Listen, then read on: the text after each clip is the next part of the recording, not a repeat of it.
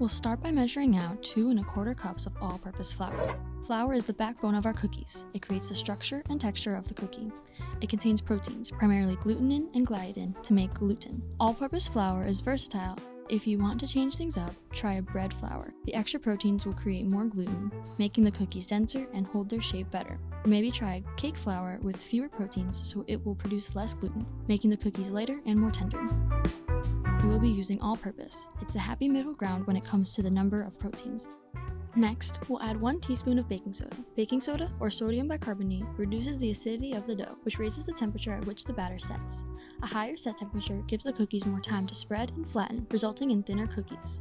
For a thicker cookie, you can supplement half of the baking soda with baking powder. Baking powder contains both an acid and a base, so it won't affect the set temperature as much. We will then add 1 teaspoon of salt. It will enhance the flavor and balance the sweetness. Next, we will add the sugar, 1.5 cups total. The ratio between brown sugar and granulated will change the texture.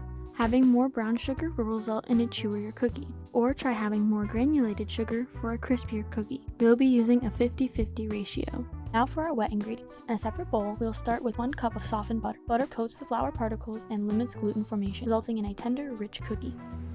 Butter has a sharp melting point, meaning it quickly transitions from solid to liquid. Since its melting point is relatively low, the dough will spread before it can set, creating a thinner cookie. For a thicker cookie, consider substituting butter with a shortening, which has a higher melting temperature. This allows the cookie to set before the fat fully melts. Vanilla extract is all about flavor. Its aromatic compounds add depth and balance. Now for the binding agents. 2 large eggs, ensuring everything blends smoothly. To adjust texture, you can modify the eggs. Replacing 1 egg with 2 tablespoons of whole milk will encourage spreading, while replacing a whole egg with just its yolk will keep the cookies moist and puffy. With the wet ingredients combined, it's time to bring in the dry team.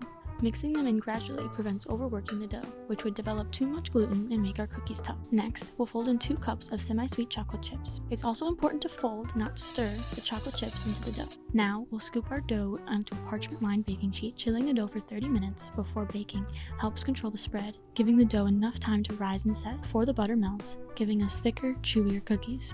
Into a preheated 375-degree oven for 8 to 10 minutes. While they bake, let's review what's happening in there. The butter melts, spreading the dough, sugar caramelizes, adding golden color, and proteins and starches solidify, locking the structure in place. Baking cookies involves carefully balancing ingredients to achieve different textures and flavors. The choice of fat and baking soda ratio influence how the cookies spread, rise, and maintain their shape. Flour and eggs affect the texture, while chilling the dough leads to thicker, chewier cookies.